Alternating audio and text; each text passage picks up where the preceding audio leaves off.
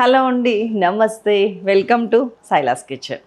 మొహం ఏంటి వెలిగిపోతుందని చూస్తున్నారా? ఒక కొత్త వెరైటీ చూపించే ముందు నా మొహం అలాగే ఉంటుంది.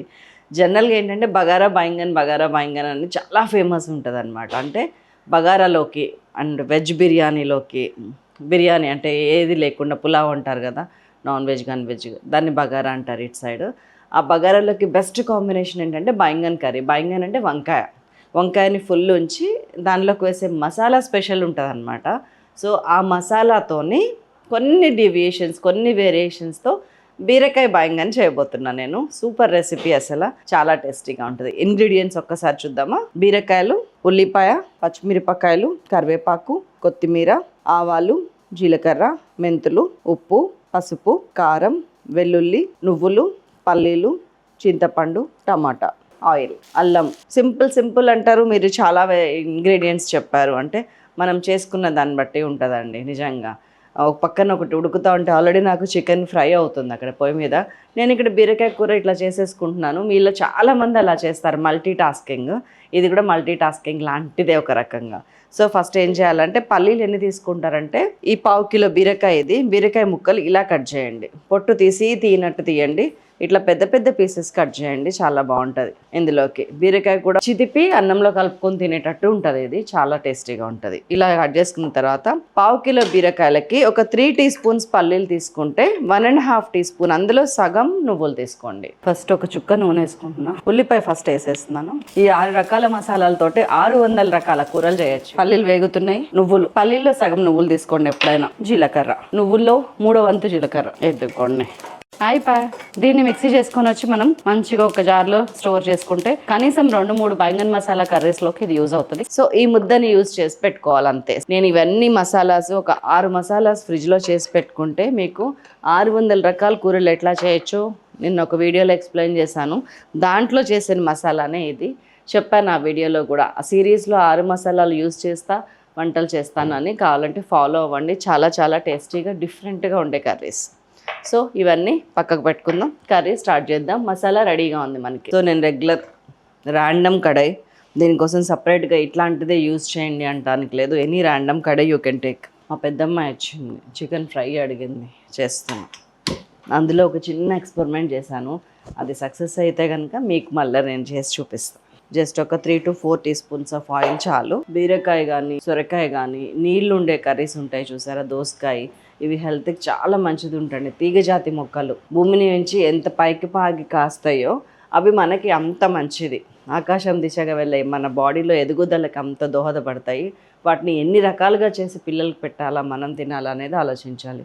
బీరకాయ కానీ ఒక ఫ్రై, బీరకాయ శనగపప్పు, బీరకాయ కోడిగుడ్డు, బీరకాయ టమాటా, ఈ 4-5, బీరకాయ పచ్చడి, 4-5 తెలుస్తాయి. ఇట్లాంటివి చేస్తే ఏంటంటే ఇంట్రెస్టింగ్. అదొక స్పెషల్. బగారా బాయింగన్కి ఎందుకు అంత పేరు వచ్చింది, అసలు అదొక స్పెషల్ కర్రీ ఎట్లా అయింది, దాంట్లో వేసే మసాలా వల్ల.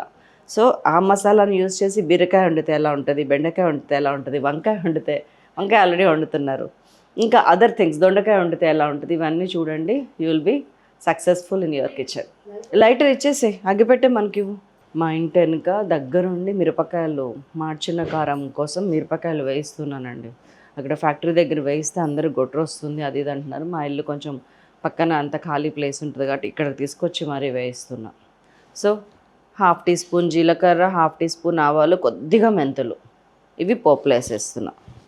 నాకు చెక్క గంటలు అలవాటైపోయి దీంట్లో కూడా చెక్క యూజ్ చేస్తున్నా. నాన్ స్టిక్ మీద చెక్క గంటలు అట్లా మంచిదని.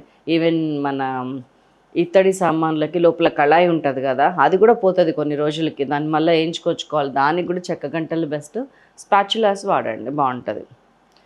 దీనివల్ల ఇంకొక అడ్వాంటేజ్ కూడా ఉంది. నేను ఇట్లా కొట్టినా కానీ ఇది చప్పుడు రాదు. ఆ స్టీల్ గంటలు అయితే చప్పుడు వస్తాయి, బరాబర గీకిన చప్పుడు అన్నీ వస్తాయి. లైక్ ఎవ్రీ అదర్ రెసిపీ అండి ఇది. ఉల్లిపాయ, పచ్చిమిరపకాయ పోపులో వేసాను. మనం వెల్లుల్లి ఆల్రెడీ ఈ మసాలాలో వేసినాం కాబట్టి నేను ఓన్లీ అల్లం కొంచెం వేస్తున్నాను, లైట్గా, వెరీ లిటిల్. వేసామా లేదా. అల్లం పేస్ట్ పెట్టుకొని ఫ్రిడ్జ్లో పెట్టుకున్న దానికన్నా ఇట్లాగా చిన్న ముక్కలు నీట్గా కడుక్కుంటే పైన తొక్కు కూడా తీసే పని లేదు. ఇట్లా గీరుకుంటే అయిపోయింది. ఆ ఫ్లేవర్ కూడా డబుల్ త్రిబుల్ కాదండి, 10 రెట్లు ఎక్కువ వస్తుంది ఫ్రెష్గా వాడితే. నేను బీరకాయలు వేసేస్తున్నాను. 1/2 కిలో బీరకాయలు, ఒక పొడుగు బీరకాయ, 1/2 కిలోకి 2 వచ్చినాయి, ఒకటి వాడుతున్నా, ఒక టమాటా. ఒక 2 మినిట్స్ మగ్గిందండి. ఇట్లాగా కొంచెం పసుపు వేస్తున్నాను. మీరు గమనించారో లేదో, ఆ టమాటాలు పెద్ద ముక్కలు కట్ చేశాను నేను. దాన్ని ఎగరబెట్టడానికి ట్రై చేయట్లేదు, టమాటా లాగా ఉండాలని ట్రై చేస్తున్నా. అండ్ ఈ కర్రీకి సరిపడా 1.5 టీ స్పూన్ ఉప్పు, మీరు తిన్నంత కారం. నేను 1.5 టీ స్పూన్ కారం వేసాను. ఒక 2 మినిట్స్ సిమ్. ఈలోపు వేడి నీళ్ళు పెట్టుకున్నా నేను, హాట్ వాటర్ పోస్తా. సో చూసారా ఎంత మంచి కలర్ వచ్చిందో.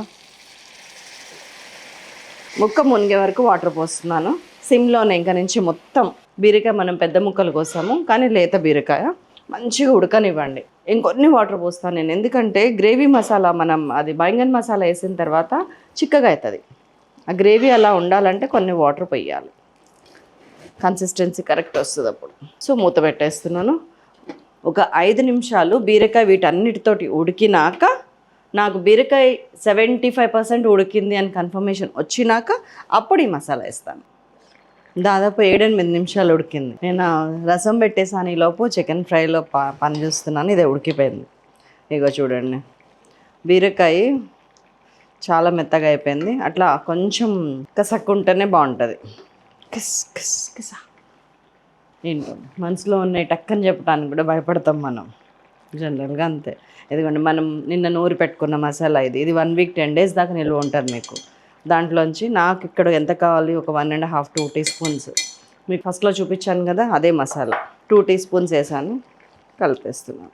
పల్లీలు నువ్వులు దీనికి ఇచ్చే టేస్ట్ మామూలుగా ఉండదు. కొంచెం చింతపండు కలిసింది, గుర్తుంది కదా. అండ్ ఉల్లిపాయ, జీలకర్ర, వెల్లుల్లి ఫ్లేవర్ అంతా వస్తుంది. ఏగానే ఎంత చిక్కగా మారిపోయిందో చూడండి. అది కలిపేసాను. జస్ట్ మనం చేపల పులుసు కలిపినట్టు. సారీ, వెజిటేరియన్స్ హర్ట్ అవుతున్నట్టున్నారు. వెనకాల చేపల ఫ్రై వేసాను, అదే చికెన్ ఫ్రై చేస్తున్నాను. ఇప్పుడు చేపల పులుసు గురించి మాట్లాడుతున్నాను. ఐఎమ్ సో సారీ అండి. ఉప్పు చూద్దాం.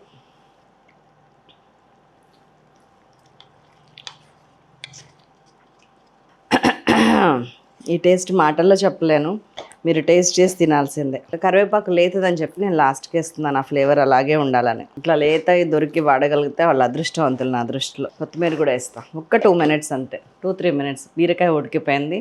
లాస్ట్లో ఇది వేసాను. దాన్ని కొంచెం మగ్గనిద్దాం. నాకు ఇంకా ఇంత మసాలా ఉంది, మొన్న నూరుకున్న మసాలాలు ఇంకొక 2-3 కర్రీస్లోకి 1.5-2 కిలోల్లోకి వస్తుంది ఇది. సో ఇట్లా ఒక్కసారి చేసి బాక్సుల్లో పెట్టి, ఇట్లా మూత లేకుండా వేరే మూత పెట్టి కాకుండా టైట్ బాక్స్లో పెట్టి ఫ్రిడ్జ్లో పెట్టారంటే మీ చేతిలో చాలా పవర్ ఉన్నట్టే. ఈ చికెన్ ఫ్రై ఆఖరి దశకు చేరుకుంది, ఆయిల్ బయటకు వచ్చింది. ఇప్పుడు వేస్తున్నాను మసాలాలన్నీ. మన సైలాస్ కిచెన్ గరం మసాలా ఇట్లాగా తీసి పెట్టుకుంటా నేను. మామూలుగా మీరు లేకపోతే నేను చేసే పని ఇదే, చేతులు పెట్టి వేసేస్తా. ఎండు కొబ్బరి ఇదిగోండి ఫ్రిడ్జ్లో ఉంది.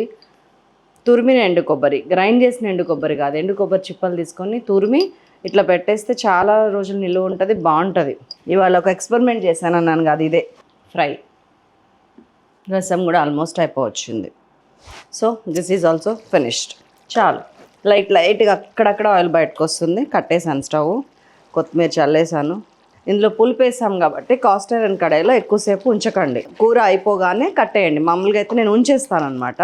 టమాటా కానీ పులుపు కానీ కోడిగుడ్లు కానీ ఇట్లా ఉన్నప్పుడు కాస్ట్ ఐరన్ కడాయిలో ఉంచితే కలర్ చేంజ్ అవుతుంది. పులుపు వల్ల కొంచెం బ్రౌన్ షేడ్. నష్టం అసలు 1% కూడా లేదు, ఉంటే అసలు నేను వండను. సో నష్టం లేదు, కానీ కలర్ బాగుండాలి అంటే తీసేయండి. మనం గిన్నె, బీరకాయలు కట్ చేసుకున్న గిన్నె, మనం ఇప్పటిదాకా గంటెని పెట్టిన గిన్నె, అన్ని గిన్నె ఇదే. అన్నీ చూస్తాం కానీ మనం గిన్నెలు ఎక్కువ తక్కువ ఖరాబ్ అవ్వద్దని ఆలోచిస్తుంటాం. సగటు మహిళ మనస్తత్వం అది. నచ్చాలండి. ఇది బిర్యానీలోకి, అన్నంలోకి, చపాతీలోకి, పూరీలోకి, అన్నిట్లోకి కూడా నెక్స్ట్ లెవెల్ ఉంటుంది. ఇప్పుడు అన్నం తినలేను నేను, ఎందుకంటే